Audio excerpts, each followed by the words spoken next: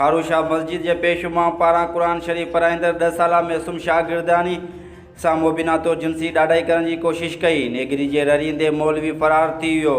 वारस नेगरी के थाने ते वठी आया NC दाख़िल। पुलिस जा मौलवी खिलाफ़ गिरफ़्तारी लाइ छापा। ठारू शाह के वार्ड नंबर 8 नासिर कॉलोनी में काहिम मुहम्मदी मस्जिद में कुरान पाक जो सबक वठंदड़ 10 साला मासूम नेगरी सां मुबीना तौर जिनसी ॾाढाई।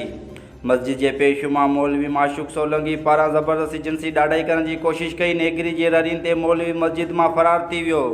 नेगरी के चाचे बाबर लेंगुओ पारा थाने ते नेगरी समेत पेची वियो। मौलवी मासूम नेगरी के चक हणी ज़ख्मी करे छॾियो।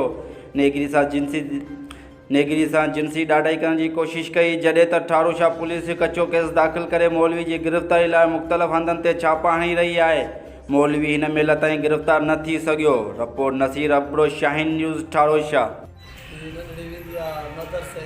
हाँ उते माशूक सोलंगी पढ़ाईंदो आहे नमाज़।